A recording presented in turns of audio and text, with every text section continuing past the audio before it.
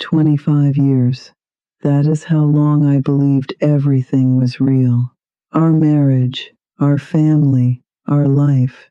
But all it took was one test, one small piece of paper, to destroy everything I thought I knew.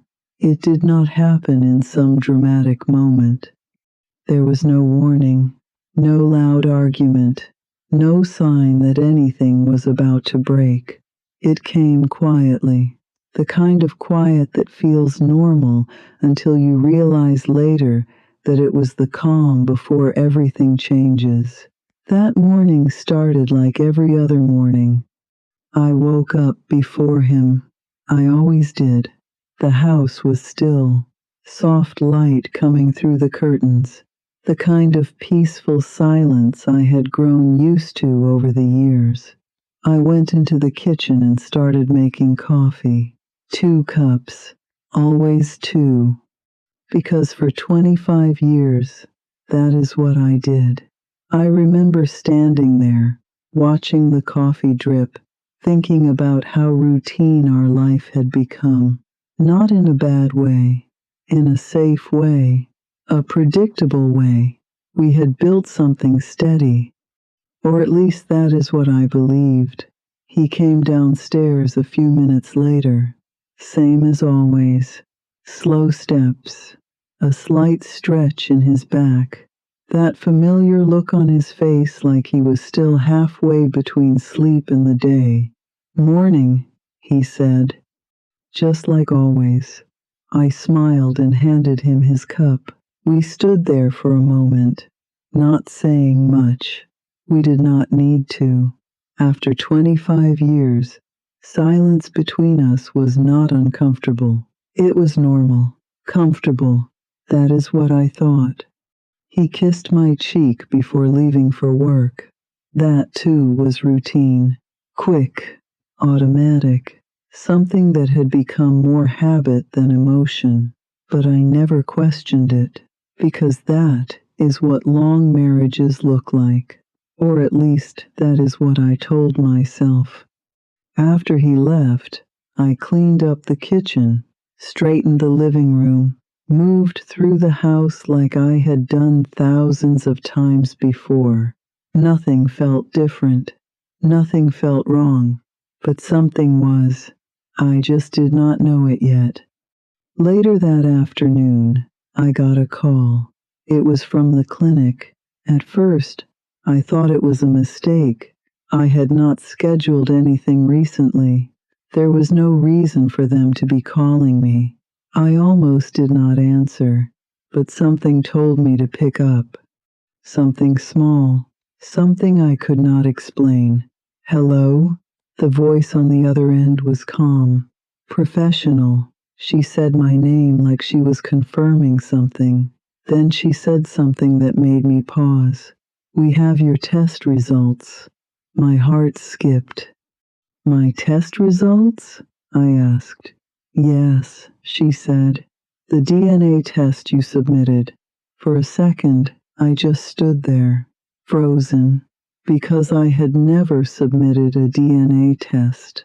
"Are you sure you have the right person?" I asked. "I am looking at your information right now," she said. "The sample was submitted under your name." My fingers tightened around the phone. I felt something shift inside me, a quiet kind of unease, the kind that does not make sense yet, but you feel it anyway. "I think there must be some mistake," I said slowly. There was a brief pause. Then she said something that changed everything. "The results are ready. Would you like to come in and discuss them?" Discuss them.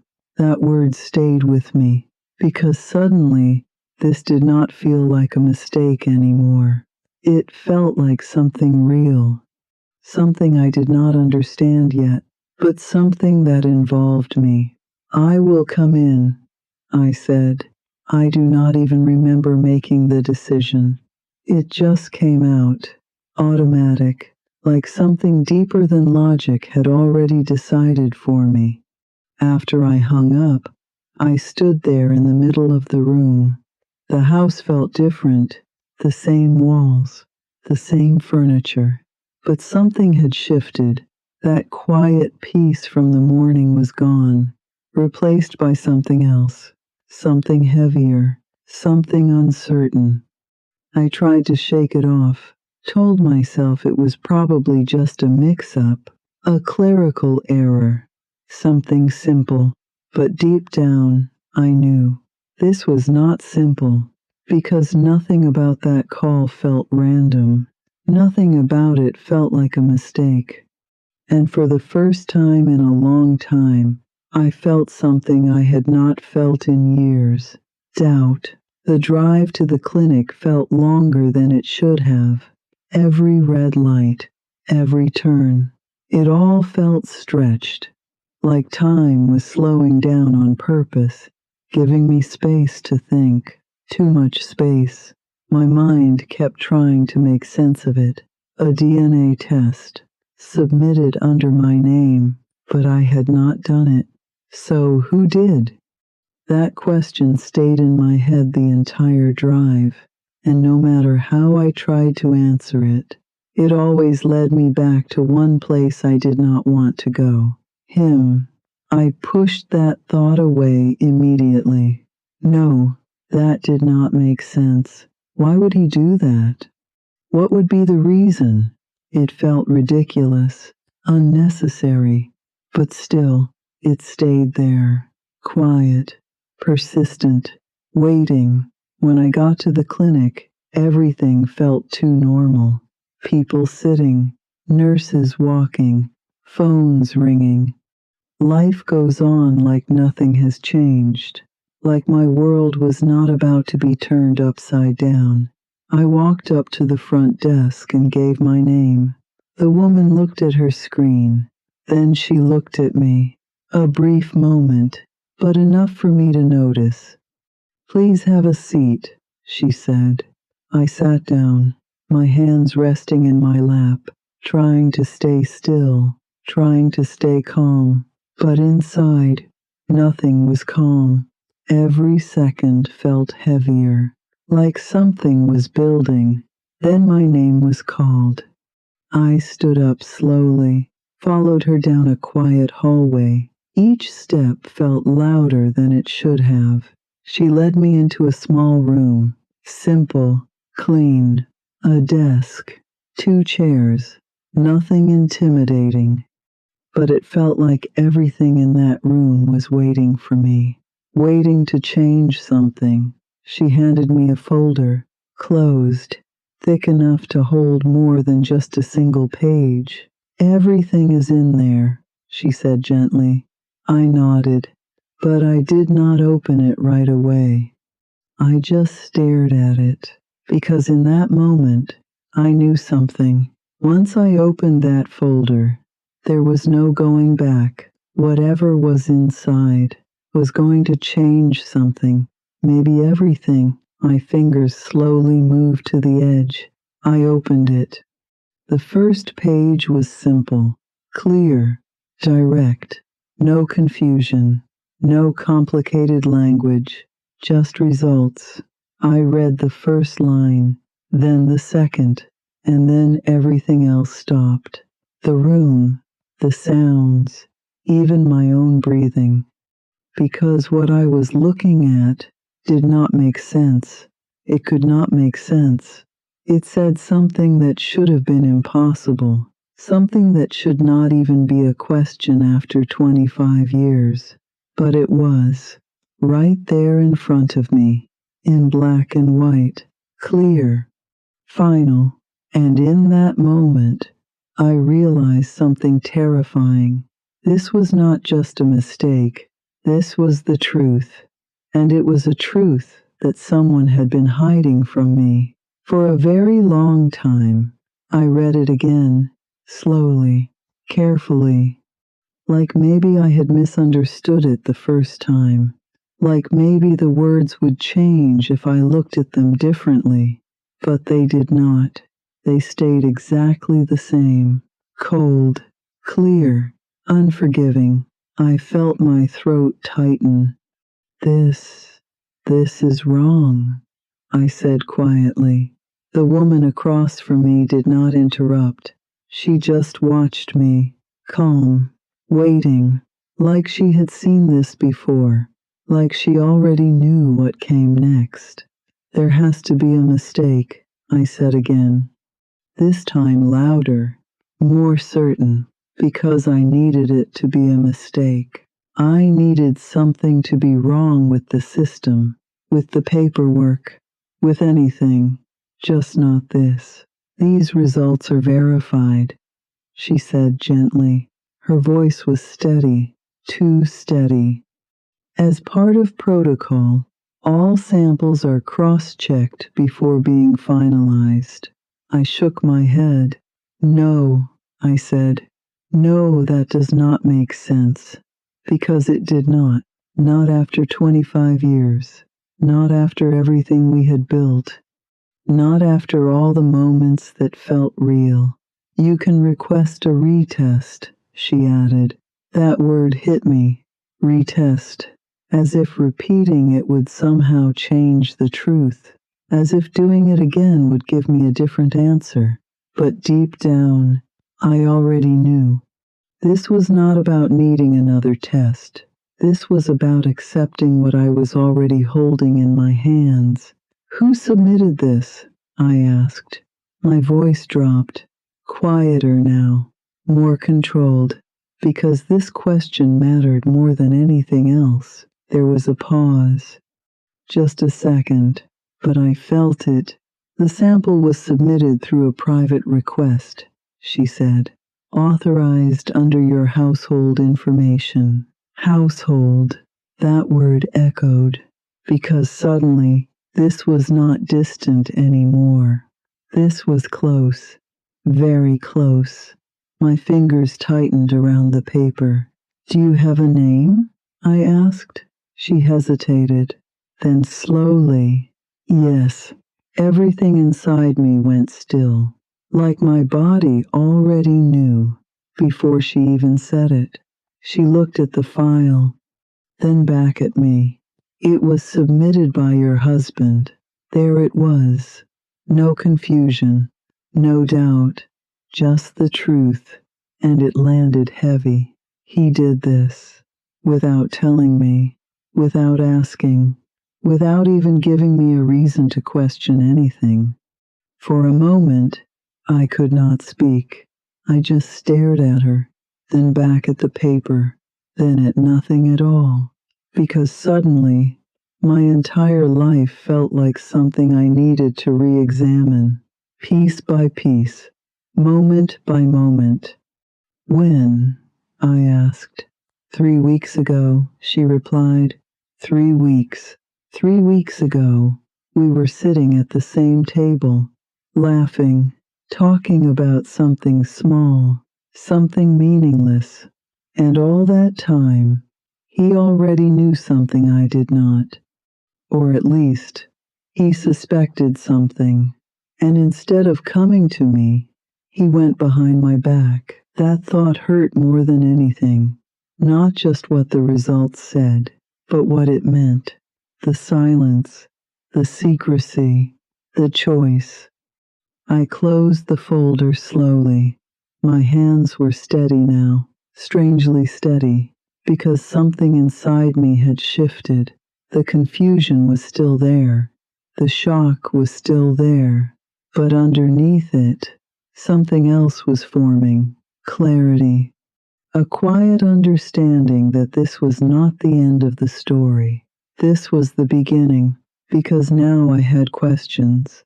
Real questions. And for the first time, I was not afraid to ask them. I stood up. Thank you, I said. My voice was calm, too calm. But I needed it to be, because I knew what came next. I was going home, and this time, I was not walking into the same life I left that morning. I was walking into something different, something I could no longer ignore. And when I saw him, I was going to ask one simple question, not loudly, not emotionally, just clearly. Why? The drive home felt different, not slow this time, not stretched. Everything moved exactly as it should, but inside me, everything had already changed. I was not trying to make sense of it anymore. I was not trying to convince myself it was a mistake. That part was over. Now there was only one thing left, the truth, and I was going to hear it from him. When I pulled into the driveway, his car was already there. That alone told me something. He was not usually home this early, which meant one thing. He was waiting. I sat in the car for a moment, hands still on the steering wheel, just breathing. Not to calm down, but to steady myself, because I knew the moment I walked through that door, nothing would be the same again. I picked up the folder from the passenger seat. I looked at it one more time. Then I stepped out of the car. The house looked exactly the same. Same windows, same door, same quiet. But it did not feel like home anymore. I walked inside. He was in the living room, standing, not sitting. That was the first thing I noticed. He turned when he heard the door, and for a second, we just looked at each other. No greeting, no smile, just silence, heavy silence. "You went," he said. Not a question, a statement. So he knew. Of course he knew. I nodded. I went. Another pause. Then I held up the folder slightly. I got the results. His eyes dropped to it, then back to me. I watched his face carefully, looking for something, anything. But what I saw was not surprising. It was not confusing. It was something else, something quieter, something that told me he had already prepared for this moment. "You should have told me," I said. My voice was steady, controlled, because this was not about yelling. This was about understanding. He exhaled slowly. "I didn't know how," he said. That answer landed flat, because after 25 years, there should not be anything you cannot say to each other. "There's no easy way to say something like that," he added. Something like that. He still was not saying it, not directly, still holding back, still choosing his words carefully. But I did not want to be careful. I wanted the truth. "What made you do it?" I asked. He looked away for a second, then back at me. "I had doubts," he said. Doubts. That word hit harder than I expected, because doubts do not come from nowhere. They grow, they build, they sit quietly over time, which meant this was not something recent. This had been there. For how long? "That's not an answer," I said. My grip tightened slightly on the folder. "What made you have doubts?" He hesitated, and that hesitation told me everything, because whatever he was about to say, it was not going to be small. It was not going to be simple. "There were things that didn't add up," he said finally. "What things?" I asked. My voice sharpened just a little, enough for him to feel it. He ran a hand across his face, like he was buying time, like he was choosing which truth to give me, or how much of it. "Dates," he said. "Timing." My chest tightened. "What are you talking about?" I asked. But I already felt it, that shift again, that quiet sense that something deeper was about to come out. He looked at me, really looked at me this time, and when he spoke again, his voice was lower, more serious. "About our son." The room went still, completely still, because that was not where I expected this to go, not even close. "Our son?" I repeated. Yes, there it was, clear, direct, and suddenly everything felt heavier. Because this was no longer just about him and his secret test. This was about something bigger, something that reached into the center of our life, our family. You're saying, I stopped. I could not even finish the sentence, because saying it out loud would make it real, and I was not ready for that. But he finished it for me. I needed to know, he said. I needed to know. 3 simple words, but they carried something I had never heard from him before. Doubt about something that should have never been questioned.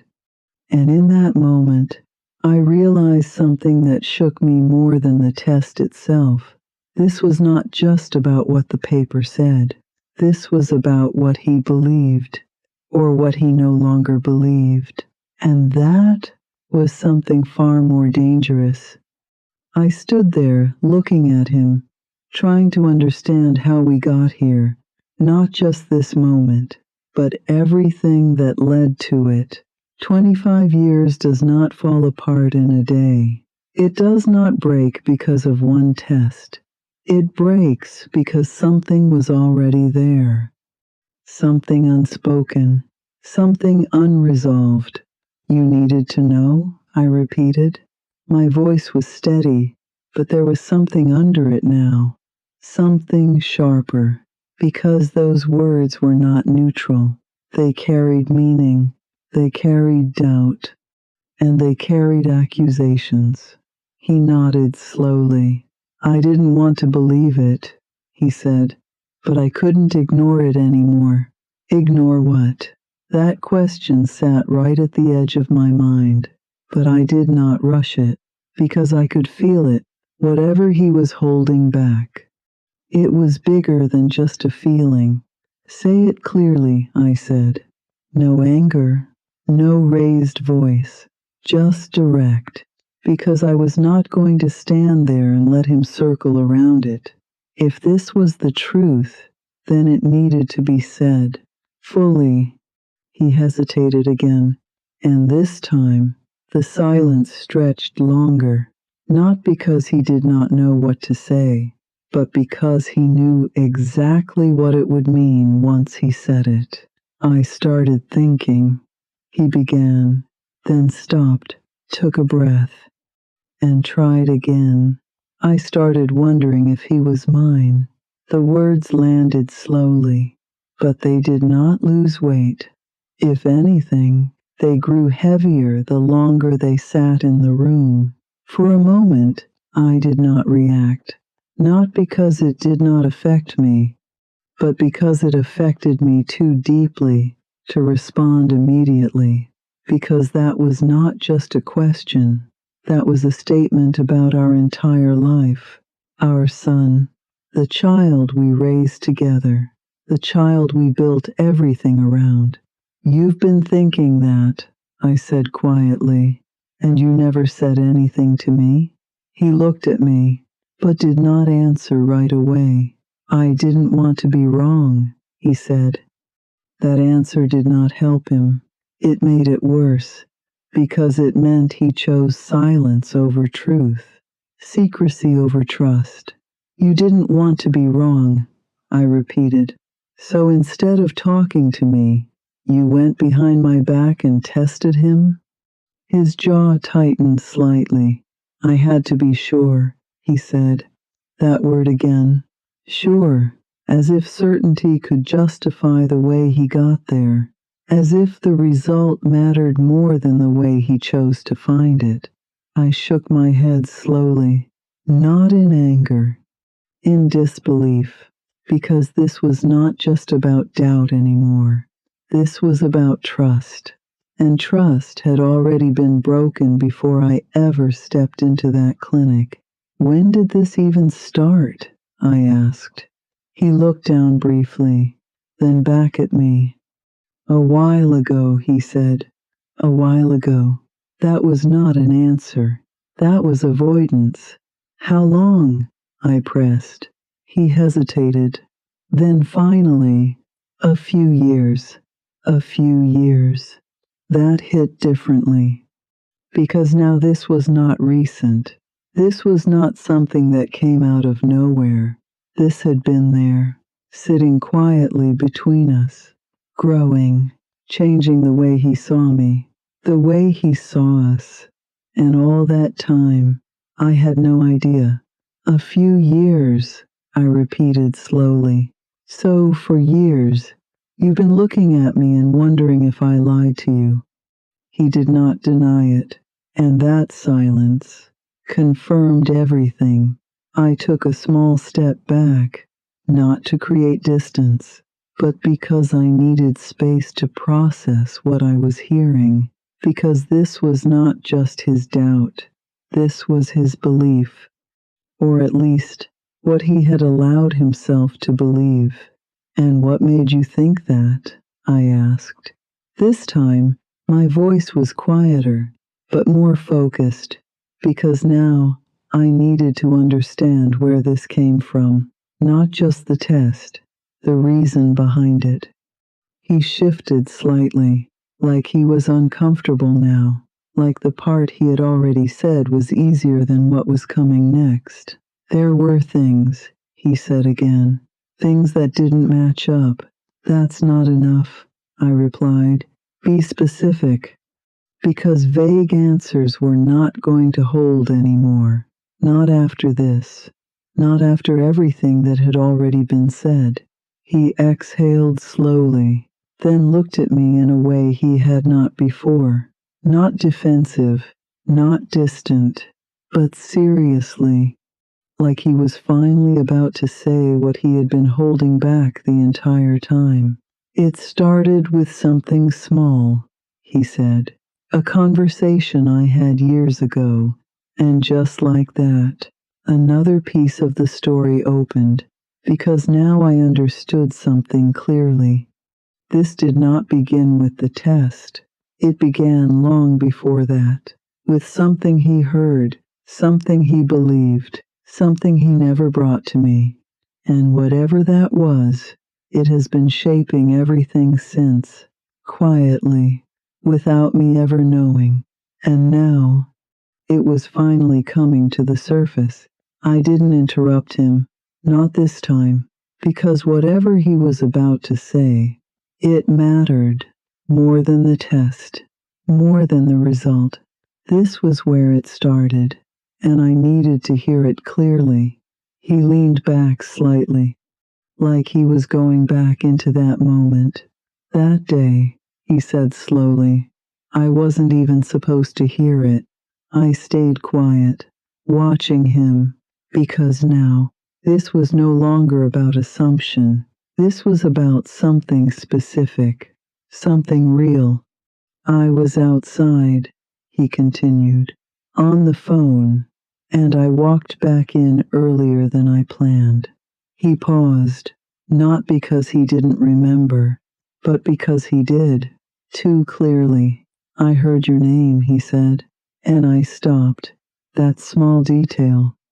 It mattered, because people don't stop unless something catches them, something unexpected.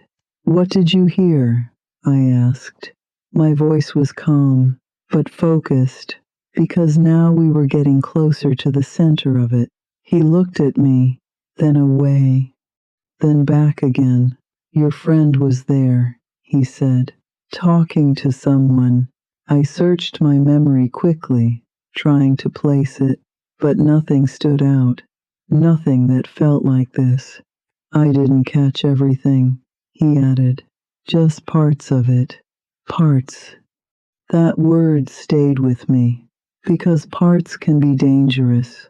Parts leave room for interpretation, for misunderstanding, for doubt to grow where there is no clarity.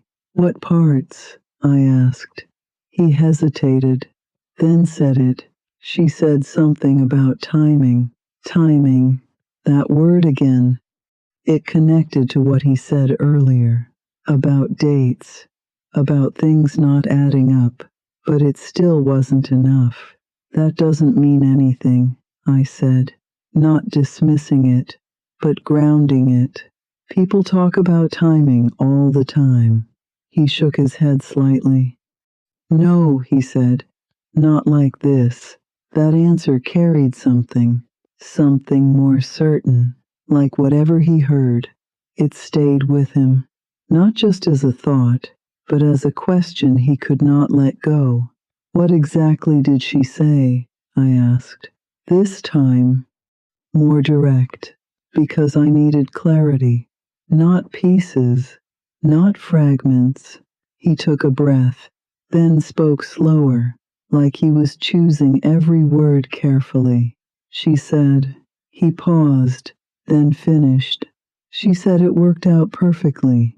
The room went quiet again, because that sentence, on its own, could mean anything or nothing, depending on how you hear it. That's it? I asked. That's what you built all of this on? I was not raising my voice, but there was something in it now. Something stronger, because I could feel it. This was not enough. Not for what he had done. Not for the years of doubt. It wasn't just that, he said quickly. There was more. Then say it, I replied. He looked at me again, longer this time, like he was deciding whether to go all the way with it, or hold something back. But he had already come this far. There were dates, he said, when I went back and thought about it, when everything happened, when he was born. He stopped there, but I understood what he was trying to say. He had been calculating, comparing, lining things up in his mind, trying to find something that did not fit. You're telling me you've been sitting on this for years, I said slowly, based on something you overheard and something you calculated in your head? He did not answer immediately, and that silence confirmed it. I felt something shift inside me, not confusion, not a shock, something else, something clearer, because now I understood something important. This was not just about the test. This was about what he chose to believe, what he chose to hold on to, without ever coming to me, without ever asking me, without ever giving me the chance to speak. You never asked me, I said. My voice was quieter now, but heavier, because that was the part that mattered most. You never once came to me and said any of this. He looked at me, but there was no defense this time, no explanation, because there wasn't one that made sense. I didn't know how, he said again. That same answer, the same avoidance. But this time, it did not land the same, because now I saw it clearly. It was not that he didn't know how, it was that he chose not to. And that choice, that silence, that distance, it had already done damage long before that test was ever taken. I folded my arms slowly, not out of anger, but out of realization, because now everything feels different. Not just what he believed, but how long he had believed it, how long he had looked at me, with something unspoken between us. And I had never seen it, not once. That conversation you heard, I said slowly. You never thought to ask me what it meant? He shook his head. I didn't want to accuse you if I was wrong. There it was again. That same logic, that same reasoning. But now it sounded different, because it wasn't protecting me. It was protecting him from being wrong, from facing something directly, at the cost of everything else. I exhaled slowly, and in that moment, something became clear. This was never just about a test. This was about years of silence, years of doubt, years of distance that I had been living inside of without ever knowing it existed. And now, It was all right in front of me, clear, undeniable, and impossible to ignore. For a moment, neither of us spoke, not because there was nothing left to say, but because everything that mattered had already been laid out. Clear, unavoidable. I looked at him differently now.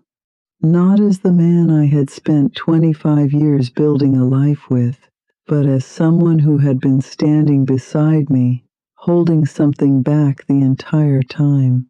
And that changes everything, because silence like that, it is not empty.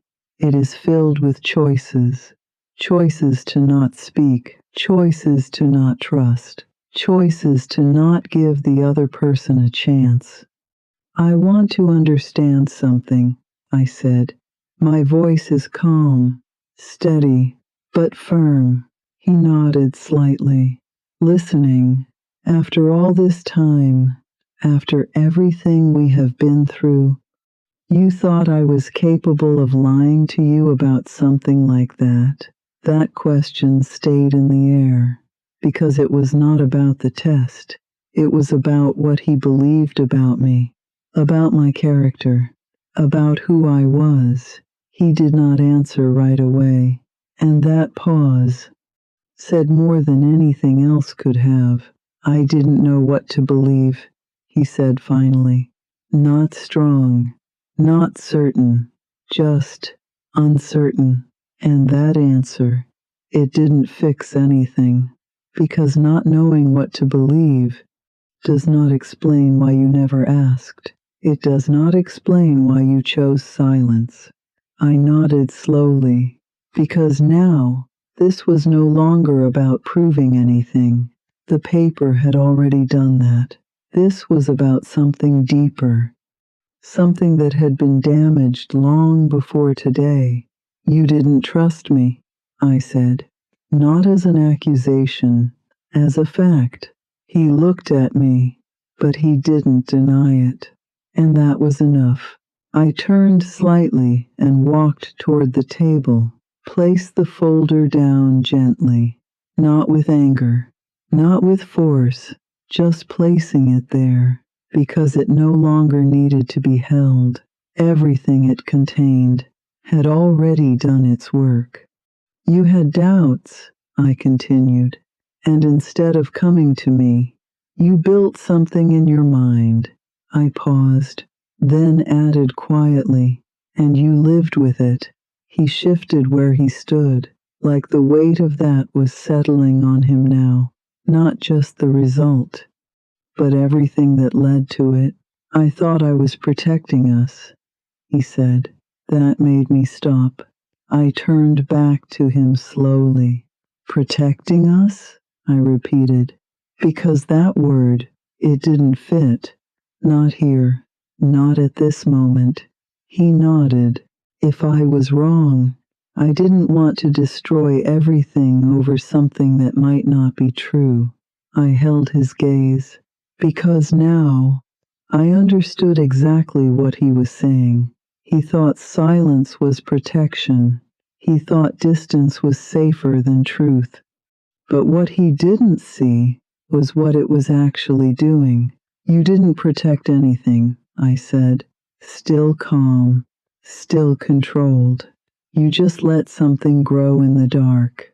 That landed, because it was true. Doubt does not stay small. It spreads, quietly, until it changes how you see everything. And that is exactly what happened. He looked down briefly, then back at me, and for the first time, I saw something shift in his expression. Not defensiveness, not distance, something closer to realization. But it was late, too late for what it had already done.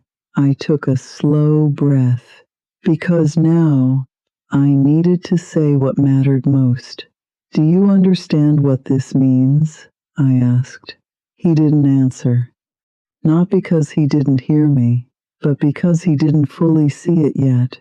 This isn't just about the test, I continued. This is about the fact that for years you stood next to me and questioned something that should have never been questioned. My voice didn't rise, but the weight in it did, because this was the truth of it, not the result, not the paper, but the belief behind it. And you never gave me the chance to answer. That was the part that stayed, because everything else could be explained, could be discussed.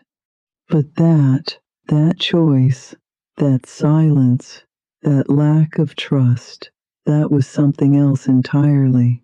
He opened his mouth slightly, like he was about to respond, then stopped, because there was nothing simple to say, nothing that would make that right, nothing that would undo it. And in that moment, I realized something clearly. This was not a conversation about fixing anything. This was a moment of understanding, of seeing things exactly as they were, without excuses, without softening it, just the truth. And once you reach that point, you don't argue. You decide. I didn't raise my voice. I didn't need to, because everything that mattered was already clear. I stood there for a moment, looking at him, letting the weight of what had been said settle between us, not rushing it, not softening it, just letting it exist. "Where is he?" I asked. My voice is steady, direct. He knew who I meant. "Our son." He hesitated. "Upstairs," he said. That one word shifted something immediately, because now this was no longer just between me and him. This reached further, deeper, into something neither of us had the right to handle carelessly. I nodded slowly and moved past him, not waiting, not asking anything else, just walking toward the stairs. "Wait," he said behind me. I stopped, but I didn't turn around. "I don't think this is the right time," he added. That made me pause, not because I agreed, but because I understood what he was trying to do. Delay, control the moment, keep things contained. But that was over. "There's no right time for this," I said calmly. Then I turned and looked at him. "And waiting hasn't made anything better so far." He didn't respond, because he knew that was true. I walked up the stairs slowly. Each step is steady, measured, because this wasn't about emotion anymore. This was about responsibility. When I reached his door, I paused for just a second, not out of fear, but because I understood what this moment meant. Then I knocked. "Come in," he said. His voice sounded normal, relaxed, unaware. I opened the door. He was sitting on his bed, looking at his phone. He looked up when he saw me. "Hey, Mom," he said. That word, Mom, it landed differently now. Not because of what the test said, but because of everything that had been questioned around it. "Can we talk for a minute?" I asked. My tone is gentle, unchanged, because none of this was his doing. He nodded and sat up. "Yeah, of course." I stepped inside and closed the door behind me. Then I sat down across from him, not too close, not too far, just enough to look at him clearly. I studied his face for a moment, not searching, just seeing the person I had raised, the person I had cared for, the person I knew. And in that moment, there was no doubt in me, not even a question. "How are you?" I asked. It was a simple question, but it gave me a second, a moment to ground the conversation. "I'm good," he said. "Why?" I nodded slightly. Then I took a breath. "Something came up today," I said. "Something important." He looked at me, more attentive now. What is it? I didn't rush, didn't drop everything at once. Because this wasn't something you just say without care. Your father had a test done, I said. His expression changed slightly. Confusion. Concern. A test? He asked. Yes. I held his gaze. A DNA test. The room went quiet. Not loudly, but completely. He stared at me, trying to process it. What do you mean? He asked. I watched him carefully, not because I expected anything from him, but because this moment mattered. It means he had doubts, I said, about something that should have never been in question. He blinked, still trying to understand. About what? I paused, just for a second. Then I said it clearly. About whether he is your father. That was it. The moment everything settled. No confusion, no uncertainty, just the truth. And I watched it land. Not with anger, not with panic, but with something quieter, something deeper. Because this wasn't just information. This was something that reached into his identity. And I knew that. That's why I stayed calm. That's why I didn't rush. Because this moment wasn't about reaction. It was about grounding, giving him something steady to hold on to. This has nothing to do with you, I added. My voice is firm now. Clear. This is about something he chose to question, not something you need to carry. He didn't respond right away, just sat there, taking it in, and I let him, because sometimes the most important thing you can do does not fill the silence. Just be present in it and make sure the truth is steady enough to stand on. He didn't say anything at first. He just looked at me, trying to understand what I had just said, not rejecting it, not reacting to it, just processing. That doesn't make sense, he said finally. His voice wasn't loud. It wasn't emotional. I was confused, and that made it heavier, because confusion means something has shifted. Something that used to feel certain no longer does. I know, I said, and it shouldn't have to.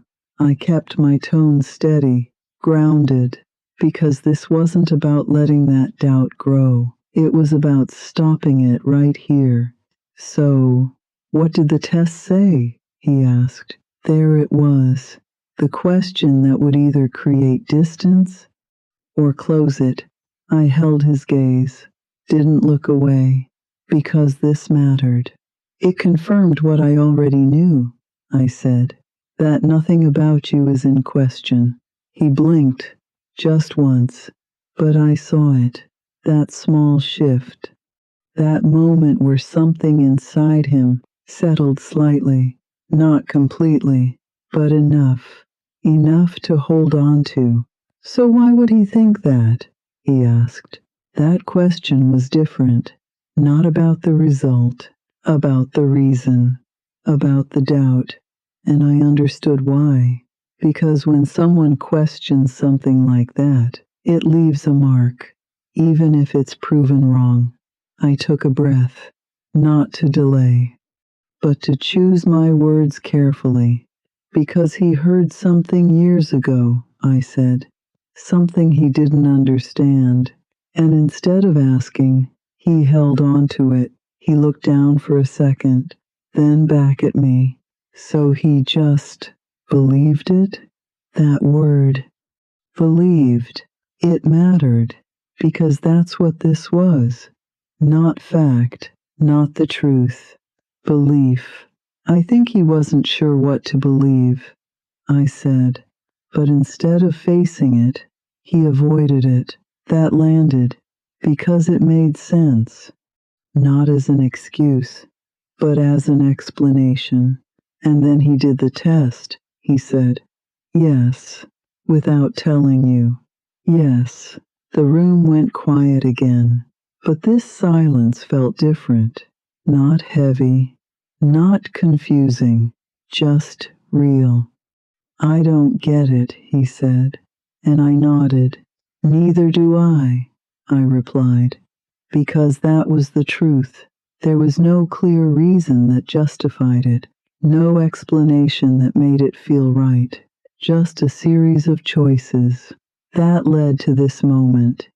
He leaned back slightly, running a hand over his head, still thinking, still trying to place everything. So what happens now? He asked. That question stayed with me, because it wasn't about the past. It was about what came next. And I had already been thinking about that, long before I walked up those stairs. This doesn't change who you are, I said. My voice is firm, clear. It doesn't change what we have. He looked at me, really looked at me this time, because he needed that. Something solid, something certain. And it doesn't change the truth, I added. Not the real one. He nodded slowly, taking that in, holding on to it, and I could see it. That grounding, that stability is returning, piece by piece, because when something like this happens, you don't fix it all at once. You steady what you can, and you move forward from there. I stood up slowly, not because the moment was over, but because I knew what I needed to do next. This is something I'm going to handle, I said. You don't need to carry any of it. He nodded again, quiet, but understanding, and that was enough. I walked to the door and paused, my hand resting on the handle, because this was the point where everything shifted again, from explanation to decide. I opened the door and stepped out, and as I walked back down the stairs, I felt it clearly. This was no longer about what he believed or what he questioned. This was about what I was going to do with it. And for the first time since that call, I wasn't unsure anymore. I was clear.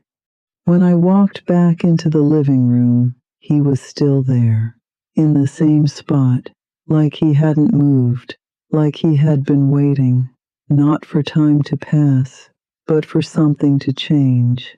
I stopped a few steps away from him, not too close, not distant, just enough to be present. We looked at each other again, but this time it was different. There was no confusion left in me, no hesitation, just clarity. I spoke to him, I said. My voice is calm, steady. He nodded slowly, like he expected that. Is he okay? He asked. That question told me something, because even after everything, he still cared. And that made this moment heavier in a different way. He's fine, I said, and he understands. He exhaled, not relief, not fully, but something close to it. A release of tension he didn't realize he was holding. For a moment, neither of us spoke. And this time, the silence didn't feel heavy. It felt final. Not the end of everything, but the end of something specific. Something that had been sitting between us for years. Unspoken, unseen, but now, fully exposed. I should have come to you, he said. His voice is lower now, less certain. I know that. I didn't respond right away, because I had already heard that in everything else he said, in the pauses, in the way he looked at me, in what he didn't defend. Yes, I said finally. You should have.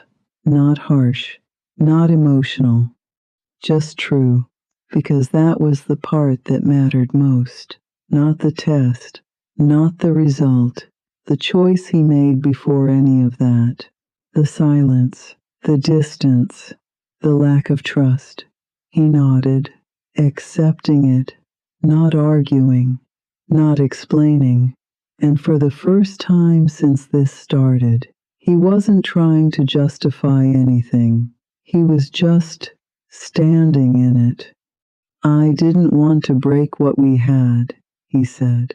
That sentence stayed in the air because I understood what he meant. But I also understood something else. You didn't protect it, I said. You just avoided it. My voice didn't rise. But the meaning was clear, because protecting something requires honesty, facing things directly, not letting them grow in silence. And that's what he did. He let it grow, until it reached a point where it couldn't be contained anymore. I took a slow breath, not because I was overwhelmed, but because I was steady, completely steady. This isn't about whether the test was right or wrong, I continued. It's about what you chose to believe without me. He looked at me, and this time there was no defense, no hesitation, just understanding. Because now he saw it too, and that was enough. I stepped back slightly, not as far, but as closure, because I wasn't standing in the same place anymore. Not mentally, not emotionally. I can't go back to not knowing this, I said, and I'm not going to pretend it didn't happen. That was the truth. Simple, clear. There was no anger in it, just a decision. He didn't try to stop me, didn't argue, didn't interrupt, because he knew some things don't need to be explained further. They just need to be accepted. I turned slightly, not walking away yet, just shifting, because I wanted to leave this moment the right way, not in silence, but in clarity. We built a life together, I said, and that doesn't disappear in one day. I paused, then added, but trust doesn't work like that. That was the difference, the part that changes everything. I looked at him one last time, not with anger, not with disappointment, just with understanding, because now I saw everything clearly. What we had, what we lost, and what could not be ignored anymore. I need space, I said, not as a request, as a decision. He nodded, quietly, because there was nothing else to say. And in that moment, everything settled. Not perfectly, not completely, but enough. Enough to move forward. Not the way things were before, but honestly, for the first time in a long time, honestly. And as I walked away, I didn't feel lost.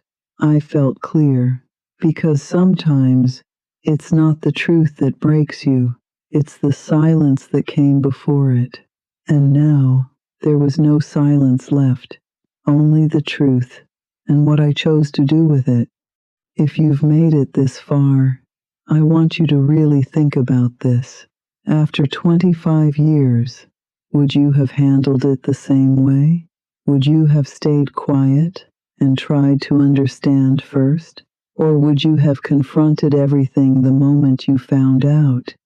Tell me the truth in the comments. And if this story made you feel something, if it made you think differently about trust, silence, and what people choose not to say, then subscribe, because stories like this, they're not just stories.